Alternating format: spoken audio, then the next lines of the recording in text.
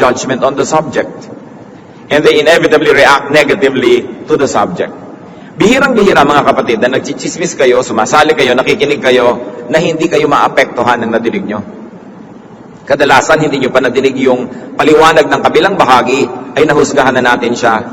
Kung yung nagchichismis ay galit sa kanya, kung mababa ang pagtingin sa kanya, o pinapababa siya nung nagchichismis, nadadama yung nakikinig. At kahit sa hukuman, kahit ka pa nakapatay ng tao, kahit ka pa may ginawang masama, hindi ka pa kinikilalang guilty hanggang hindi ka nalilitis. Pero sa hukuman ng chismis, walang judgment, walang fairness, walang justice, puro judgmentalism lang. Dahil hindi nadidinig yung taong pinag-uusapan, pero napapatawa na siya ng hatol kung siya may masama o hindi, siya ba ay guilty or not. And usually, of course, the verdict is guilty.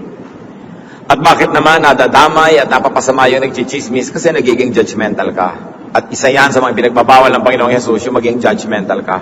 Sabi, judge not that you be not judged. It is a challenge. When you hear a story or a gossip, chances are you will take the side of the storyteller. Unless you really know the other side of the story, or you really are very much involved with the subject of that story, chances are you'll be swayed. Kaya isa yan ng teorya ng communication. Yung naunang nagsabi, kadalasan yun na yung nakakampihan. Kaya dapat pinag-iingatan. Why else do people gossip? Because gossip is a form of criticism. Gossip is a way of putting others down. Ang nagchichismis actually ay namimintas. Ang nagchichismis ay gumagawa ng magagawa niya para pababain ang kalagayan nung pinag-uusapan. Kaya naman hindi katakataka na mas lalo na paboritong pagchismisan ng mayayaman, ang mga makapangyarihan at mga sikat dahil maraming naiinggit sa kanila.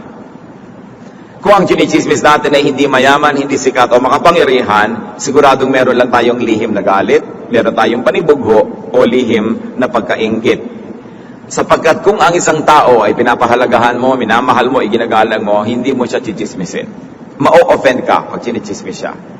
Kaya sinusuri din ng tao ang kanyang sarili, bakit ko nga ba enjoy madinig na si ganun palang artistang kaya ganda-ganda, bulok pala ang kalooban niya. Bakit pa ako natutuwang marinig at ipamalita na yung ang yamang-yamang pamilya na yun broken home pala at sila pala ay dysfunctional family. Kadalasan kasi ng pagchichismis ay pahayag ng pagkainggit. At dahil hindi ka makabawi, hindi ka makaganti, hindi ka makatabla sa kanila, dinadaan mo na lang sa salita, para kahit man lang sa salita mapababa sila at inaasahan mong sa pagpapababa mo sa kanila ay mapapataas naman na yung sarili. There's a very deep psychological reason why people love to gossip. James 3:16, for where you have envy and selfish ambition, there you find disorder and every evil practice. Kaya kadalasan ng mga nagchichismis tungkol sa mga artistang kay gaganda, kadalasan yung mga nagchichismis, sila tong hindi magaganda. No? Naiingit siguro sila dahil ang gaganda ng mga artista, kaya kailangan chismisin nila ng chismisin para makahanap sila ng kapintasan. Bihira yung nasa chismis industry na maganda, ha? Yung ganda ng standards ng advertising, yun naman ang pinag-uusapan natin, na uri ng ganda. Kasi siyempre parang sobrang naman sarap ng buhay ng mga ito, sikat na sila, malaki silang kumita, magaganda pa sila. Kailangang hanapan ng baho. Kailangan pag-usapan at ipagdiwang ang kanilang mga pagkakabagsak, ang kanilang pagkakadapa. Kaya nagiging masama ang ganitong uri ng usapan. Hindi masama na itaas mo ang iyong sarili kung ito ay dahil sa achievement. Dahil meron ka talaga nagagawa na pilitin mo man o hindi, mapapataas ka talaga dahil mapapansin ka, dahil mabunga ang iyong buhay. Pero ang ginagawa ng mga walang bunga, binabato na lang nila yung mabunga. And they find evil delight in it. Kaya napakarami pong utos sa Biblia na huwag daw magsisinungaling laban sa kapitbahay. Huwag chismisin ang kapitbahay at huwag sasaksi laban sa kaso ng kapitbahay na hindi naman totoo talaga. Bakit ganon? Sapagkat napakaraming alitan na magkakapitbahay. Bakit ang magkakapitbahay ang madalas magkagalit? Nagkakakitaan sila ng mga bagay na ikakainggit. Mas maganda yung bahay ni kapitbahay, mas malaki yung TV, mas mabait yung asawa, mas matatalino ang mga anak, mas maraming damit, etc., etc. That's why there's a lot of animosity between neighbors, or among neighbors, because there's a lot of room for envy, because you see how they live, you see what they have, which probably you don't. Psalm 24:28, do not testify against your neighbor without cause, or use your lips to deceive. Nakakapandaya lalo na yung mga nagsasabi, mga nagwi-witness, nagte-testify. Neighbors become enemies mainly because of envy. And gossip thrives where there is envy. Kaya malakas ang chismis sa mga opisina. Kasi inggitan yan kung sino po promote, sino mas malaki ang sweldo, sino ang mas maraming bakasyon, mas maraming chismisan halimbawa sa show business, because there's a big disparity in income and in treatment, the way people are being treated. May mga star, may mga hindi star. It will give birth to a lot of unhappiness. And sadly, the unhappy people walk the wrong way to happiness. They do it through gossip. Gossip is a poor man's substitute for wealth. Pagka poor ka na, may alam kang lihim ng kapitbahay, ang pakiramdam mo, yumayaman ka pagka ipinapamalita mo ito dahil maraming lumalapit sa iyo, nagiging sikat ka for a moment. So gossip is a poor and an obscure person's substitute for fame. Hindi ka pwedeng sumikat dahil hindi ka makapag-artista, hindi ka tipong artista, chismisin mo na lang mga artista, sisikat ka na rin. Hindi ka makasikat dahil hindi ka magaling, labanan mo yung magagaling, buntaling mo sila nang wala ka abog-abog, madyadyaryo ka na rin. Makipag-away ka sa mga sikat at matatapunan ka rin ng kahit konting kasikatan. Gossip is a poor and a weak man's substitute for strength. But when it comes to words, brothers and sisters, we are made poor by what we say and rich by what we keep. Pag may alam ka ng mga masaselang bagay tungkol sa iyong kapwa, sa iyong karukhan at kahirapan na ipinamamalita mo yon. Kasi nawawalan ka na ng alam na exclusive, alam na rin ang lahat, so poor ka na. Pero kung meron kang alam ng mga masaselang bagay, lalo't mahalaga para ma-maintain ng isang tao ang kanyang dangal, ang kanyang productiveness, ang kanyang fruitfulness, at hindi mo ipinamamalita yon, you are made rich by keeping it. Kaya mga taong dagdal tungkol sa mga lihim ng iba, actually, hindi nila alam yung sarili nila, ang kanilang ibinababa at ginagawang hamak. Proverbs 15:21, folly delights a man who lacks judgment. Pagka kulang ka sa katinuan, kulang ka sa katalinuhan, ikinatutuwa mo ang mga bagay na mali. Actually, gossip is a needy man's way to cry for help. Ang nagchichismis ay actually nagpapahalata na meron siyang pangangailangan. Sapagkat ang isang taong masaya sa kanyang sariling buhay ay hindi mag-aaksaya ng panahon na pag-ukulan ng pansin ang buhay ng may buhay.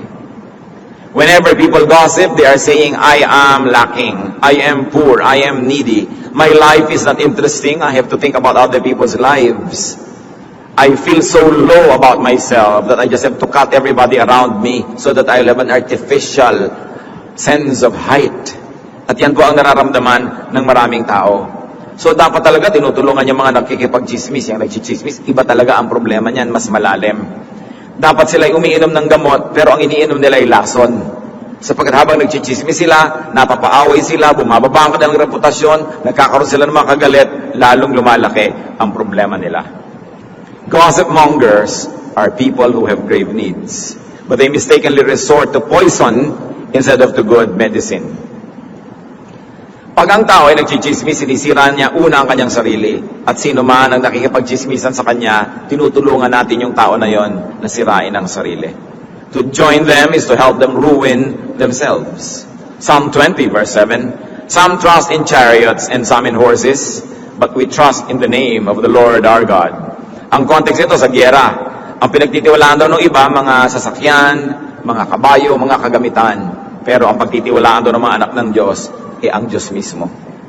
So, yung mga hindi adequate ang buhay, ang pagtitiwalaan nila to hit below the belt, to hit negatively and wrongly, to gossip, to criticize, to complain, to rebel. Samantala yung mga godly people will resort to the name of the Lord, to the way of peace, to the way of fruitfulness and productiveness. This is how the people of God must face their inadequacies. By being fruitful, by being true to self, and by being kind to others. So while we say we abstain from food, some people think that religiosity is about abstaining from food. Some people think it's abstaining from adultery. But every one of us must remember that godliness is abstinence from gossip, from the misuse of the mouth.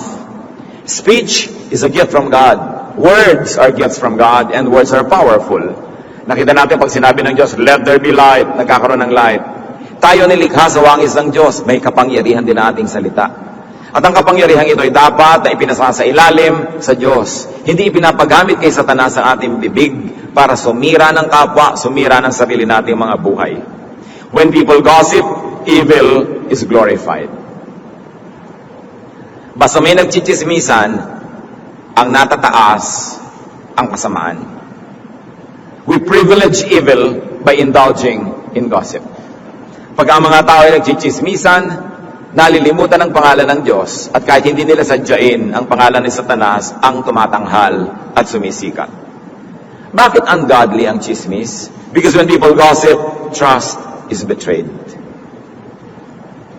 Halimbawa, ikaw ay person A, kilala mo si person B, may alam kang lihim niya, ibinunyag mo sa iba, you betray the trust. Hindi na magtitiwala sa iyo si person B kahit kailan. At lahat ng pinagkwentuhan mo, hindi rin magtitiwala sa iyo dahil ganyan ka pala, madaldal ka pala.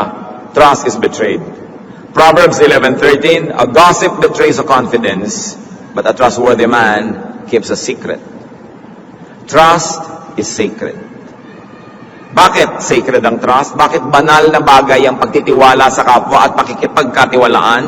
Because without trust, there will be no meaningful human interaction.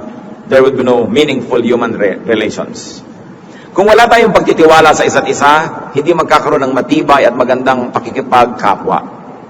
Kung di ka nagtitiwala sa tindera na yung tinda niya talaga ay kung ano ang sinasabi ng label, hindi ka bibili. Kung hindi ka nagtitiwala sa ahente na itinitinda niya sa iyo ay tama, hindi ka rin bibili. Pag hindi ka nagtitiwala sa iyong kasintahan, hindi ka magpapakasal. Pag wala kang tiwala sa iyong anak, hindi mo bibigyan ng pangmatrikula dahil baka ipanglakwatsa lang. Pag wala kang tiwala sa iyong asawa, hindi mo siya bibitawan, itatali mo sa tabi mo dahil baka gumawa siya ng milagro habang wala ka. Pag wala kang tiwala sa kaibigan mo, hindi ka mapapalagay ang loob, lagi kang defensive at lagi kang tense. Hindi ka makapagsabi ng mga totoo tungkol sa iyong sarili dahil baka kanya pagtaksilan. Pag walang pagtitiwala, walang halaga ang pakikipagkapwa. Pero pag tayo ay sumisira ng tiwala, winawasak natin yung napakahalagang institution of trust that we all need to have a meaningful life. Na pag kami nagtiwala sa iyo, nung kayo'y magkaibigan pa, nung magkagalit na kayo ngayon, ibinulgar mo na lahat yung alam mo, walang kwentang gawa yun. Sapagkat nung yan ay ibinigay sa iyo, pinagkatiwala sa iyo ang lihim, merong sacred trust between the two of you. Nung panahon na yon, you were good friends.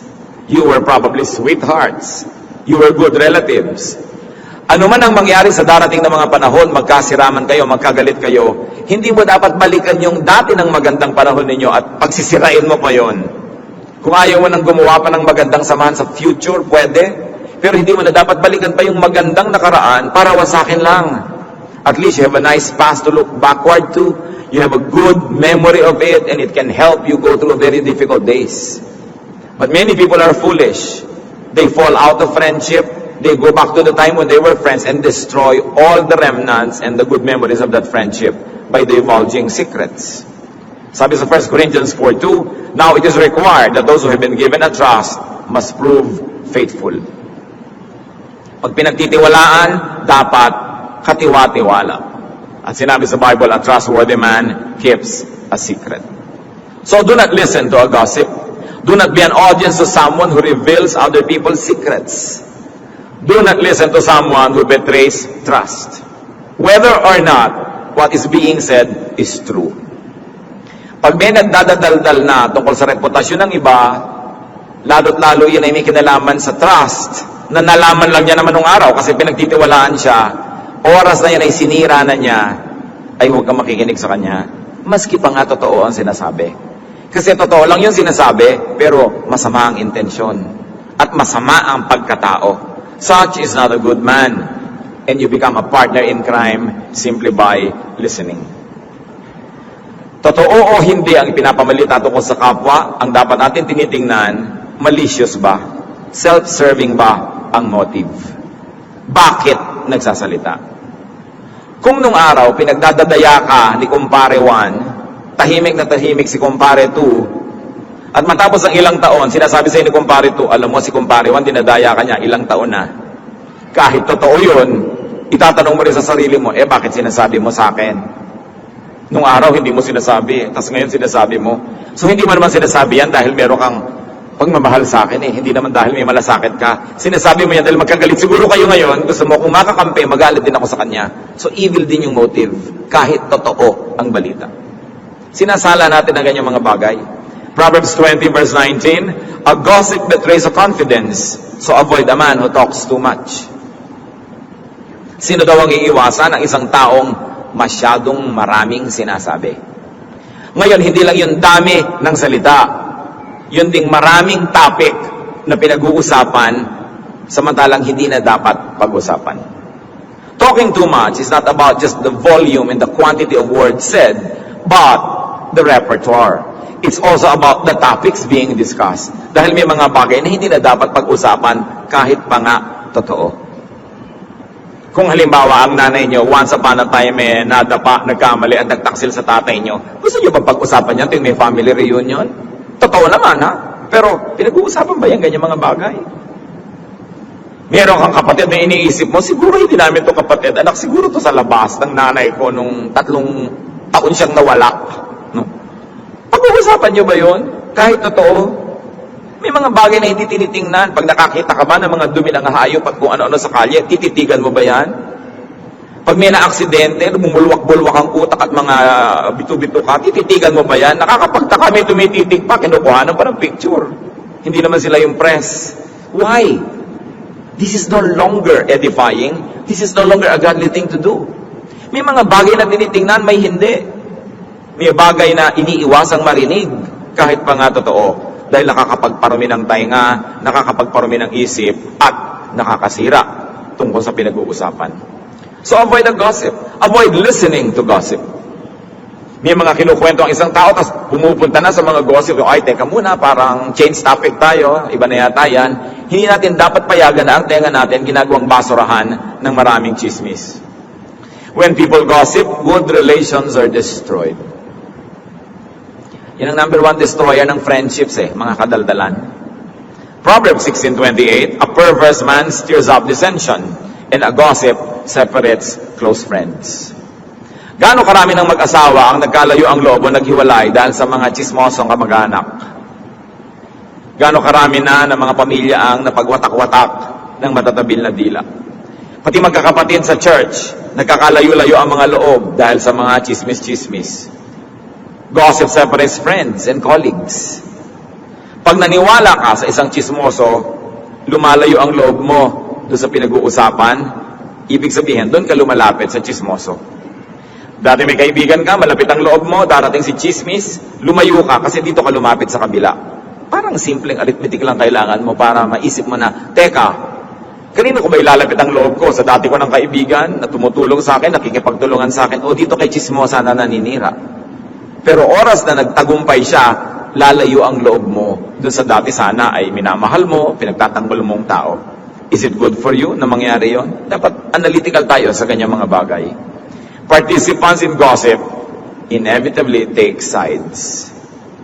Hindi mo naman naiiwasan na may kakampihan ka Pinipili mo, kakampi ba ako dito kay may dala ng balita o doon sa topic, sa taong pinag-uusapan namin. Kadalasan doon ka napapakampi sa may dalang balita, hindi yun napapansin Kaya kailangan natin ng discernment. Dahil namamanipulate tayo ng words. The words of a gossip can manipulate even our loyalties. When people gossip, evil is promoted. Now, what is evil about gossip? First of all, the content. The content of gossip promotes evil. Because usually, gossip is falsified. Bihirang balita ang totoo. Kadalasan yan, binabaluktot. Gossip is usually magnified, exaggerated, dramatized, controversialized, para bumenta. Siyempre, ang chismosa, pag pumunta sa'yo, may hangos-hangos, arte-arte, dramatic, para ka makinig.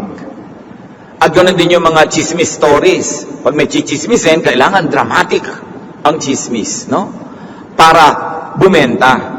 Kung ang chismis ay pinapanood sa TV, pinapakinggan sa radyo, o binabasa sa magazine o dyaryo, kailangan pasamain ng sobra yung nagmumukhang nagkakamali para masya ka mga tao at bumili. Sabi ni Balagtas sa Florante at Laura, bihirang balita'y magtapat, magkatotoo may marami ang dagdag. Dahil talaga ang nagbabalita, nagdadagdag yan ang kanyang point of view. At kung galit siya doon sa pinag-uusapan, papalabasin na rin niya yung lahat ng galit niya, idadagdag niya mga additional asido at lason sa kwento. Because stories are made to suit a purpose, and usually to hurt, to destroy, to judge. 1 Timothy 5:13, tungkol sa mga mahilig magkwentuhan ng ganito, they get into the habit of being idle and going about from house to house. And not only do they become idlers, but also gossips and busybodies, saying things they ought not to. Ito daw yung mga chismosa, lipat ng lipat, bahay-bahay, kapit-kapit-bahay, office-office, table-table, at mga sinasabi ang mga bagay na hindi dapat pag-usapan. Hindi dahil lang sa content, kundi dahil din sa intent, sa intention. Ngayon, dumali na ang chismis, hindi mo na kailangan magpalipat ng bahay-bahay. Text, ipass mo lang. Email, ilagay mo lahat ng gusto mo. Forward to, copy furnished. Sa internet, ang bilis-bilis magkalat ng chismis. Kaya, ang mga tao na may pagiging disente, ang tao na may pananalig sa Diyos, hindi ka pass ng pass. Forward ng forward. Pag may nakita kang news, dapat yon sa'yo na ilibing mo na. Lalo't pangit, chismis, nakakasira sa kapwa. Bakit mo ikakalat? Ikakalat mo lang kung ang kaligtasan ng sangkatauhan ay nakataya. Halimbawa, sasabog ang bulkan, sabi ng mga volcanologists, pwede mong i-forward yung news para makapag-ingat yung matatabunan ng lahar. Pero yung ay buntis ang anak ni Kumare, ba't kailangan mo ipadala yan? Gagastos ka pa sa text mo para lang maraming makaalam na buntis pala ito. Pero syempre, dahil yan ang kalaban ng anak mo sa pagiging honor nung araw, tuwa ka na naging dalagang ina siya dahil after all, mas magaling pa rin yung anak mo. May paghihiganti kasi ang chismis May pagkainggit, may paninira. Kasi kung kontento ka talaga, masaya ka, pag may nagkakamali, pagka merong nadadapa, ang nararamdaman mo, compassion, habag. Hindi yung, kailangan ipamalita ko na to sa lahat. Kasi ikagagalak mo na madapa siya dahil magmumukha kang mas mainam at mas mabuti kaysa sa kanya. Kahit pa nga totoo yung balita, sabi, they talk about things they ought not to talk about. Paano pa kung hindi yung totoo o kaya kaprasong totoo, maraming dagdag? If the content of gossip can be evil, the intent of gossip can even be worse. It promotes evil. Ano bang intensyon? Gusto mong sabihin, bakit mo ako dinadalhan ng ganyang balita? Bakit mo ikinukwento sa akin yan? Anong gusto mong mangyari? Galit ka siguro doon sa tao na yon, magalit din ako. Inggit ka siguro doon, so gusto mong siraan sa akin. O kaya gusto mong makuha yung kanyang pribilehiyo, matanggalan siya ng pribilehiyo, sa'yo lumipat, kaya mo siya sinisiraan. Mga kapatid, yung may nagdadala sa atin ng balita, huwag niyo susuriin lang yung laman. Totoo ba o hindi? Susuriin niyo rin, bakit sinasabi? Lalo-lalo na kung ang tagal-tagal na, nung araw dinaya ka niya, nung araw ganitong ginawa niya, tapos ngayon lang sasabihin sa'yo, lumipat ang 6 na buwan, 1 taon, 2 taon, kasi nung araw siguro kasama siya. Ngayon, hindi na siya kasama, kaya gusto na niyang ipahamak ito. Don't be manipulated by such evil intentions. Proverbs 16 verse 2, all a man's ways seem innocent to him, but motives are weighed by the Lord. Sinusukat, tinitimbang ng Diyos yung motibo ng tao kung bakit niya ginagawa ang isang bagay. Bihira naman kasi sa nagchichismis, yung sasabihin, ang sama ko, nagchichismis ako. Usually, manhid siya doon. Akala niya okay siya. Pero ang sabi nitong verse, yun lang ang akala mo, innocent ka. Pero tinitimbang ka ng Diyos. Ang agenda ng mahilig magchismis, manakit, manira, sumira. Wasakin ang katotohanan. At siyempre, ano ba yung pain sa isda? Para mo mapakagat yan, kailangan meron kang bulate, meron ka ipapakain sa kanyang konti. Kaya ganun din, magpain ng mga chismoso. May konti ring totoo na ilalabas. At yun ang kaakit-akit sa'yo, pero ang lahat na pala ay bitag na lang at dagdag. 1 Chronicles 28:9, for the Lord searches every heart and understands every motive behind the thoughts. An assault on the truth is an assault on God because God is truth. So nagiging paglaban mismo diretso sa Diyos yung pagchichismis kasi yan ay nagpapairal ng kasinungalingan o ng half-lie and half-truth. Remember, a half-truth is also a half-lie. Kaya hindi pa rin yan tinatanggap kahit half-truth siya. When people gossip, the ears of the hearers and the mouths of the talebearers both get polluted. Nadudumihan ang nakikinig, nadudumihan ang nagsasalita. Meron sa atin sobrang mga pihikan. Hindi mo makain ng prutas na nalandingan ng langaw. Okay. Hindi mo makain yung hot cake or pancake na nalaglag sa lupa, natapakan ng mga naglalakad, nagpagulong-gulong, ayaw mo nang kainin. Sige, ayaw mong pumasok sa katawan mo yung marumi. Pero oras na nagchichismis ka, mabuti pa, kainin mo na yung pancake. Kainin mo na hindi lang yung prutas, pati langaw. Kasi sabi ng Panginoong Yesus sa Matthew 15:11, what goes into a man's mouth does not make him unclean. But what comes out of his mouth, that is what makes him unclean. So sabi ng Panginoong Yesus, hindi mapaparumi ang espiritu ninyo ng anumang lululunin ninyo. Ang nagpaparumi sa espiritu ng tao, yung salitang lumalabas sa kanyang bibig. Hindi yung pagkain pumapasok dito. So sobra na ironic na may tao ang selan-selan, hindi makakain ng marumi, pero kayang-kayang makipagchismisan. Mas masahol yun, mas marumi yun sa paningin ng langit. What we say and what we repeat can make us unclean in the eyes of heaven. Matthew 12:36-37, again the Lord Jesus speaking. But I tell you that men will have to give account on the day of judgment for every careless word they have spoken. For by your words you will be acquitted, and by your words you will be condemned. Binibilang daw ng langit ang bawat salitang namumutawi sa ating bibig, at ito'y ating ipagsusulit sa araw ng paghuhukom. We will be accountable for every careless word we speak.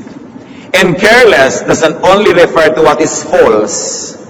Careless may also refer to what is true, but should not be said at the moment, should not be said in that occasion, or should never be said at all. Careless pa rin yun. Salita na pwede mong magamit ang mas magandang korte, tapos binibitawan mo sa mas pangit na korte ng pananalita, it's still carelessness. And we will be responsible for hurting people's feelings. Kahit totoo, nakakapagparumi ng espiritu ang mga salita na binibitiwan ng wala sa lugar, o kaya hindi dapat bitiwan. When people gossip, people, reputation and feelings are damaged. Therefore, God is offended. Mahal ng Diyos ang bawat tao. Kahit yung taong nagkamali, nadapa, nagkasala. Kahit ang tao na matigas ang ulo. Kahit ang taong paulit-ulit na nagkakamali, mahal pa rin yun ng Diyos. At para yan pag-usapan, husgahan, hatulan, yan ay dinaramdam pa rin ng Diyos. At lalo naman yung dinaramdam, kung ang humahatol, nag-uusap, at sumasakit sa kalooban nung nagkakamali, supposedly mga anak ng Diyos, mga Kristiyano who should know better, nagiging doble ang krimen kung may pinag-uusapang masamang tao, tas ang nag-uusap supposedly yung mabubuting tao, kung may mabuti nga. Kaya dapat natin tinitingnan ang ganitong mga bagay. Hindi tayo pwedeng manakit ng kapwa na hindi nasasaktan ng Diyos sapagkat mahal niya ang bawat tao. Psalm 52 verse 2, your tongue plots destruction. It is like a sharpened razor, you who practice deceit. Pandaraya. Deceit in content, hindi totoo, and deceit in intent, totoo, pero masama ang balak, kaya sinasabi yung totoo. Gustong manira, gustong gumiba, gustong makapanaig. Now, how do we deal with gossip? Paano tayo makikitungo sa chismis? First of all, do not start it. Huwag kayong magpapasimula. Sarili ninyo na lang iniisip nyo. Kung hindi ikakaligtas ng sangkatauhan mula sa panganib na totoong-totoong nandyan, shut up. Keep quiet. Leviticus 19:16, do not go about spreading slander among your people. Huwag kang magkalat ng mga nakakasirang puri. Colossians 3:8, but now you must rid yourselves of all such things as this, malice, slander, and filthy language from your lips. Tigilan daw ang pagsasalita ng mga maruruming mga salita. Now, filthy language doesn't only deal with dirty four-letter words. Dirty language can be said in the most polite terms, but actually topics that are destructive to others. Pag sinabi nating maruming salita, hindi lang mga mura, hindi lang yung mga walang kwenta mga pananalita. Pwede kang gumamit ng matatayog, magaganda, mabubulaklak at mababangong mga salita. Pero pag ang topic mo pa rin ang ikasisira ng kapwa, marumi pa rin yun. Pinag-iingatan. Psalm 34, 12-13 teaches us the secret of a peaceful life. Whoever of you loves life and desires to see many good days, keep your tongue from evil and your lips from speaking lies. Gusto nyo ng magandang hinaharap? Gusto nyo ng payapa, tahimik na buhay? Sabi, iwasan na sumali sa mga hindi dapat salihang mga usapan. Itikom ang bibig. How else do you deal with gossip? First, you don't start it, and you do not listen to it. Huwag makinig. May karapatan kayo magsabi sa chismosa, teka, okay lang yung usapan natin kanina, recipe ng inihaw na talong, pero ayaw ko ng pag-usapan pa yung kapitbahay natin. So, change topic. Dapat marunong tayong tumanggi na ganon. Psalm 120 verse 2, Save me, O Lord, from lying lips and from deceitful tongues. And let me repeat, deceit is not only in the truthfulness of the message, but also in the evilness of its intention. Say no, refuse, avoid. Kung ayaw mong nilalagyan ng kapatid mo ng mga kalat niya yung kama mo, yung cabinet mo, nilalagyan ng mga gulo-gulo niya, ayaw mo na yung bakuran mo, tinatapunan ng basura ng kapitbahay, huwag mong payagan na ang tenga mo gawing basurahan ng mga salita ng chismosa o chismoso. Kasi dudumi ka sa mga papakinggan mong salita. What do you do with gossip? Kill it. This is one murder that is godly. Kill gossip. Proverbs 26:20, Without wood, a fire goes out. Without gossip, a quarrel dies down. Pag may nag-away, huwag nyo na silang pag-usapan para tumahimik na. Hindi, kumare, alam mo, sabi ni Lucy, mukha ka daw demonyo. Sabi naman ng kumare niya, sabihin mo sa kanya, mukha siyang aswang. Lucy, mukha ka daw aswang. Sabihin mo sa kanya, mukha siyang humaba na ng humaba dahil dito sa dalahira na tagadala ng balita. Una, huwag kayong magdadala ng balitang ganyan at kung may nagdadala sa inyo, panain ninyo. Lumayas ka sa aking harapan, tagadala ng balita. Kasi apoy man at hindi mo lalagyan ng bagong kahoy, bagong uling, titigil na yan. Yung sunog na wala nang masunog, titigil na eh. Lalagyan mo pa uli ng gasolina, lalagyan mo na naman ng kuso at maglalagablab. At yan ang ginagawa ng mga sulsol. Alam mo, sabi niya, pangit ka daw eh. Payag ka. Yung, hindi ka dapat pumayag, di ba? Yung gagalit-galitin mo. Ang daming ganyang tao, regalo ng impyerno sa daigdig. Dapat hindi ka nakikinig sa mga sulsol. Yung mga ang salita nila nakakapagpagalit. Brothers and sisters, be careful about this. Because this is a gift from hell. I'm serious. There are people who can make you angry, who can manipulate you without you knowing it. So nag-iingat ka. Sabi mo, ang feeling ko bago siya dumating, ganito. Nung dumating na siya, ano naging feeling ko about another person? Tignan nyo, siya ang may gawa ng feeling na ito. Dapat itong pag-ingatan. When you hear news, do not pass it on.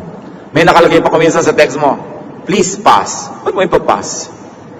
Minsan may natanggap ako, bukas, Dilindol, magigiba ang buong Metro Manila, please pass. So nalong ko, ano ka sinuswerte? Ba't ko ito ipapass? Nakaka-nervyos ito sa tatanggap at gagastos pa ako ng piso. Ano ka? Bakit ko ito ipapass? Meron mga ganyan, huwag kayong pass ng pass. Because every communication that passes through you to people close to you and people who believe in you becomes your responsibility. You cannot pass and say, pinas ko lang naman, bahala ka. Kung maniniwala ka or not. Pag ipinas nyo, ibig sabihin ini-endorse nyo yun. So huwag pass ng pass. Do not forward, do not spread. Kaya pag-iingatan yung internet because it's now hell's expressway. Ang dami-daming mga puring nasisira dahil dyan. Walang kalaban-laban, hindi maipagtanggol ang sarili dahil nahusgahan na kahit hindi nalilitis. Walang puwang ang ganyang mga bagay sa mga anak ng Diyos. Exodus 23 verse 1, do not spread false reports. Do not help a wicked man by being a malicious witness. Tinutulungan mo lang siya na paguluhin ang mundo. Someone once said, a cruel story runs on wheels, and every hand oils the wheels as they run. Ang balita na masama, ang balitang masaklap, unkind news about others, nakakarating lang yan sa malayo dahil pinagpapasapasahan. Kaya don't be a participant in it. Kailangan sa'yo palang tumigil na siya. The truth is, people privilege gossip too much. We privilege this vice rather than the virtue of silence. Tingnan nyo ang chismis, industriya na. Maraming mga tao naging icon dahil siya ang chismosa ng bayan o chismoso ng bayan. Dapat bang ikarangal yan? May mga hanap buhay ang mga tao na puro chismis. Yung hindi makapag-artista dahil hindi sila tipong artista, magchichismis na lang ng mga artista, kumikita rin. Sa bahay nyo ba, nanonood kayo ng mga TV shows na chismis? Aba, kilabutan. Yung pambayad natin ng kuryente, yung pambayad mo sa cable galing sa Diyos, tapos ginagasta mo yung pera mo para manood ka ng mga ganito. Pero nagre-rate yung mga yan because people love to hear bad things. Bumibili ka ba ng mga magazine na ang title talaga, chismis? Diba? Anong tawag sa'yo pag bumibili ka nun? Kailangan ba bang isipin yon kung ano yung title dun? Bakit mo gagawin hanap buhay yung si ano, anak ni ganon, si ano, ganyan, si gano, ganyan, ganyan. Ito pala ginawa nito nung pumasok sa hotel, ganon. Anong pakialam mo dun?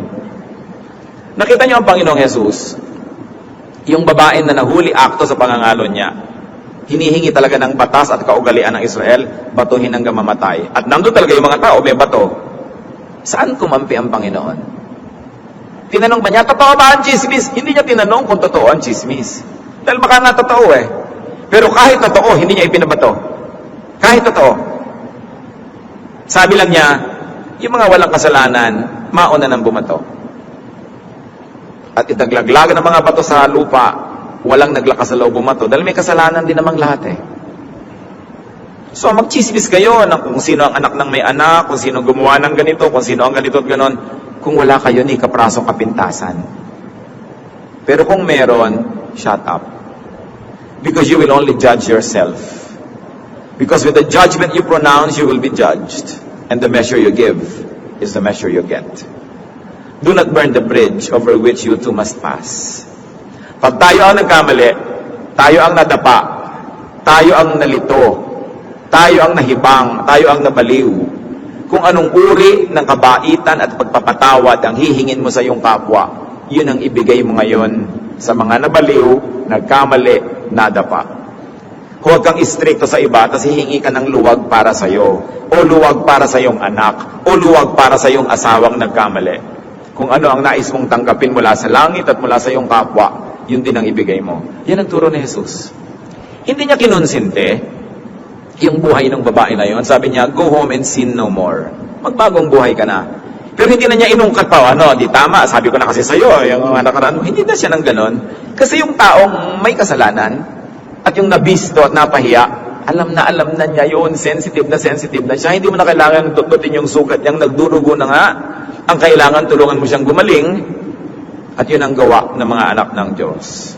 Hindi mo na itatanong, totoo ba o hindi. Ang point na lang, ayusin natin ito, huwag natin siyang husgahan, huwag natin siyang batuhin, dahil pag ginawa natin yon, para na rin nating binato ang ating sarili. Dahil lahat naman tayo ay may buntot na hila-hila. Wala namang taong walang sungay. Kuminsan lang ay maliit o malaki o naitatago-tago. Diba? Wala namang pamilya na walang baho. Walang pamilyang perfecto. Lahat ng tao may kapintasan. Kaya nga ang iniaalok ng Diyos, kapatawaran eh. Kasi dapat lahat nangangailangan ng patawad. So ba't mo ipagkakait sa kapwa mo yung patawad na ikaw mismo at yung mga mahal mo sa buhay nangangailangan? Ang nanay mo halimbawa, nagkamali, gusto mo ba pag-usapan ng barangay? Kung ayaw mo yun, huwag kang sumali sa usapan tungkol sa nanay ng may nanay. Yung anak mo, nagkamali, nag-drugs, tapos ngayon nire-rehab. Gusto mo bang alam yan ng buong baryo? Kung ayaw mo, huwag mong pag-usapan yung anak ng may anak na nire-rehab. Manahimik ka, shut up, manalangin ka kung gusto mong tumulong. Ito dapat ang mga anak ng Diyos. Kung minsan nalilito tayo tungkol sa identity natin, nakikiuso tayo sa sanlibutan, hindi mo na malaman kung tayo nga ba yung mga makadiyos o hindi. Kasi sumasali din tayo sa ganitong mga kahibangan. One mark of a true Christian is not his strictness, not his judgmentalism, not his legalism, but his capacity to forgive and to help those who fall. Yan ang halimbawa na iniwan ni Jesus na dapat nating laging tingnan bilang modelo. How do you deal with chismis? Do not promote it. Do not add to it by garnishing it. At kung kailangan talaga na sabihin mo sa kapwa mo dahil warning mo yun sa kanya para hindi siya mapahamak, huwag mong dagdagan. Stick to the basic facts. And do not add to it by commenting on it. Pag nagbigay ka ng balita lang, huwag editorial. Huwag mo nang idagdag ang iyong opinion. Ngayon, may mga chismis. Kuminsan, pakalat-kalat dyan. What do we do? Do not dignify a gossip by entertaining it. And do not dignify a gossip by reacting to it.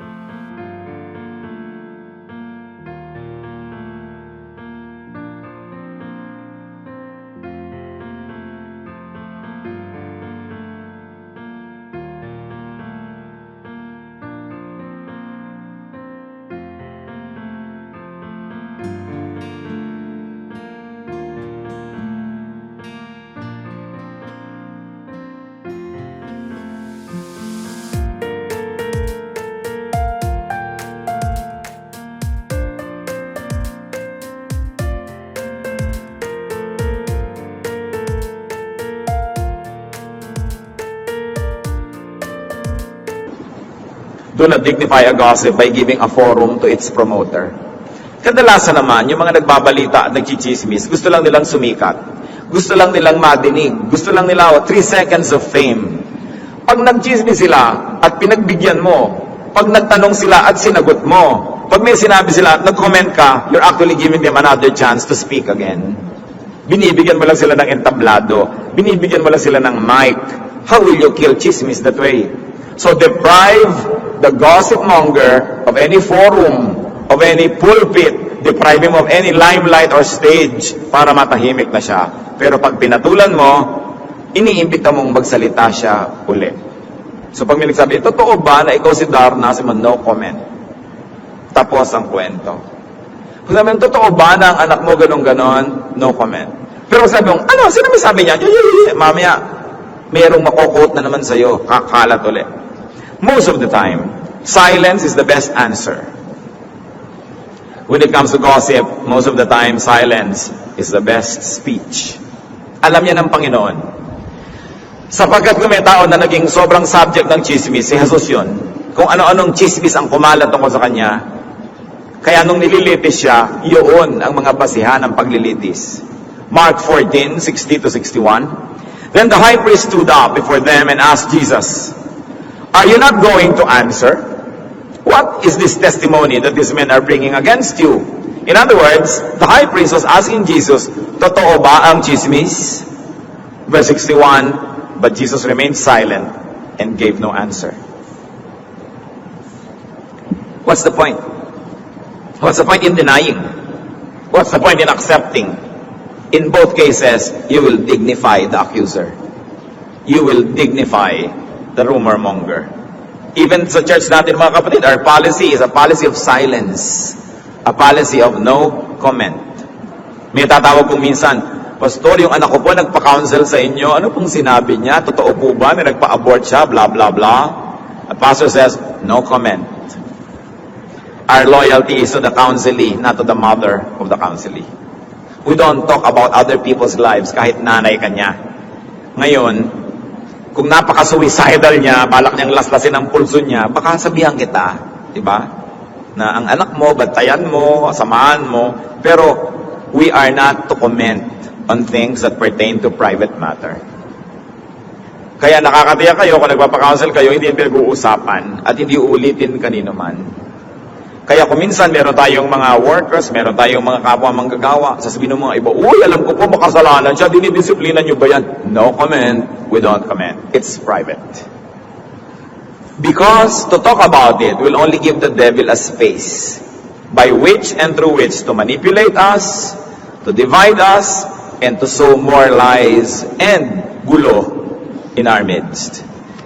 Sabi nila, speech is silver, silence is gold.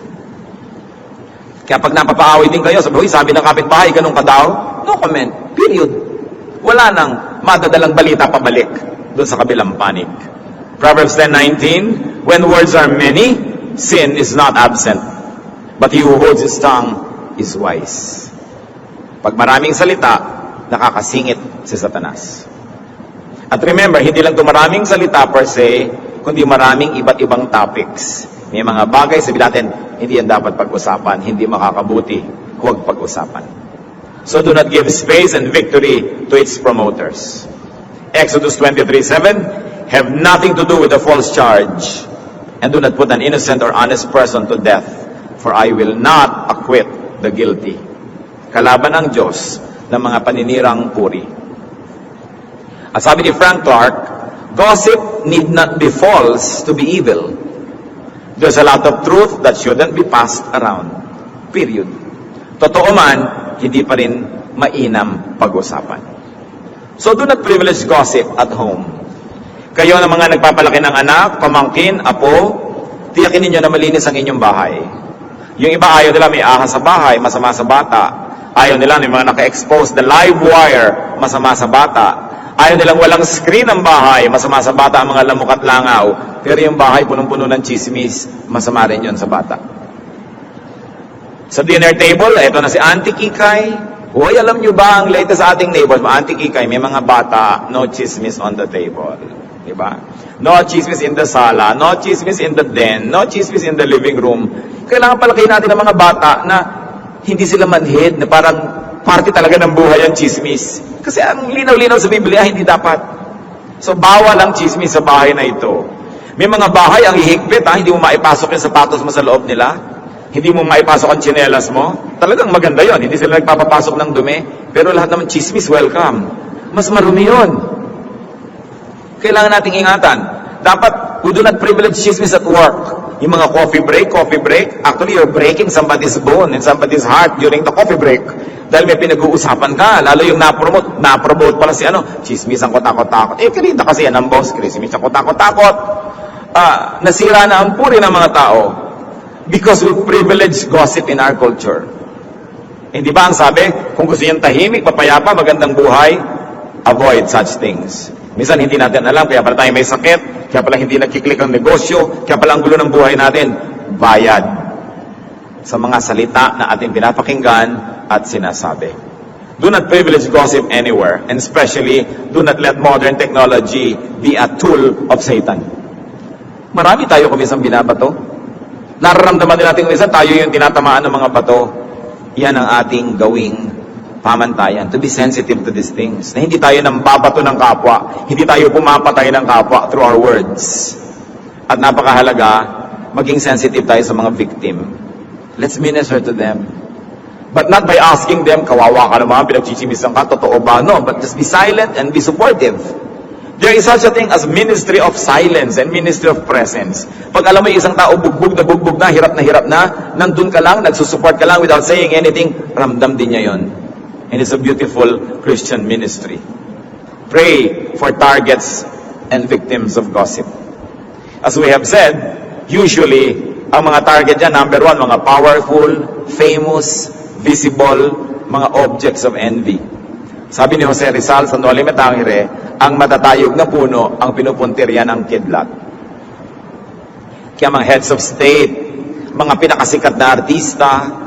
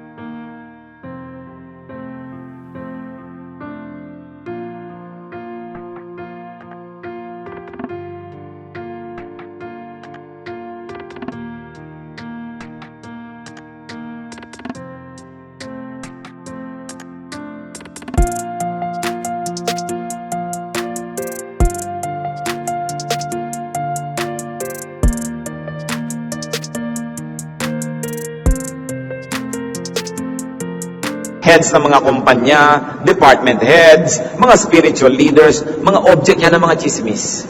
Kasi syempre, Satan wants disorder. Satan doesn't want prosperity and organization. So una niyang gustong sirain ang mga namumuno. At kung gagawin niya yon through salita, gagawin niya talaga yon. Kaya dapat natin na ipinananalangin ang mga nakakataas sa atin, ipinagtatanggol sila sa mga chismis, totoo man o hindi, sapagkat pag sila'y nasaktan at nasira, nadadamay din tayong lahat. Kaya sabi nga ni Lord, si Satan, ang una niyang pupukulin yung leader ng flock para magkawatak-watak yung mga flock. So there's a lot of opportunity for those who are visible to be the targets of this kind of things. Mas lagi tayo nagiging supportive and we pray a lot. Sa atin ding pamilya, minsan meron tayong kamag-anak na nagiging object ng chismis. Ang tendency natin, sumali pa sa mga chismosa, makikondemn dahil napapahiya tayo. Pero kailan pa kayo magpapakapamilya? Kailan pa kayo magpapakaama o ina, magpapakapatid kung yung mismong kapamilya ninyo nachichismis? Tapos nahihiya kayo, i-disown ninyo, doon kayo kakampi sa mga sumisira sa kanya. Ganun ba dapat ang pamilya? Ang pamilya kasi yung relasyon natin, irrevocable. For better or for worse, magkakamag-anak tayo, pamilya tayo. So kung meron tayong kamag-anak, lalo member ng immediate family mo na nasasalanta ng mga salita, chismis, ganyan-ganyan, demolition jobs. The good, the humane, and in fact the godly way is to be protective and nourishing, to be forgiving, and to be kind. Kung meron kang lesson na ituturo, later na, pag naka-recover na siya, pero habang siya ina-attack, binabato, dapat natin siyang tulungan. Huwag ka nang sumali pa sa nakikibato para lang patunayan na malinis ka, kaya ikaw din babato. Ang pamilya dapat walang patakarang pagtanggap, walang patakarang pagmamahal. Kaya nilikha ng Diyos ang pamilya. At nung inuutos sa Biblia ng mag-asawa, hindi dapat maghiwalay, kasama lahat yon. Magtutulungan kayo sa hirap at ginhawa, sa tama at mali, you will be supportive. Not supportive in doing wrong, but support those who have done wrong to correct their lives and to recover and to be well again. Pag tayo committed sa ganyang klaseng faithfulness to our family, to our brothers and sisters in the Lord, to our corporations, we will have a peaceful life. Sa Psalm 5:8-10, meron pong dalangin ng isang object ng gulo, intriga at chismis. At si David, lagi naman siya nagiging subject niyan kasi nga king siya, controversialized in many ways. Sabi niya, lead me, O Lord, in your righteousness because of my enemies. Make straight your way before me. Not a word from their mouth can be trusted. Their heart is filled with destruction. Their throat is an open grave. With their tongue, they speak deceit. Declare them guilty, O God. Let their intrigues be their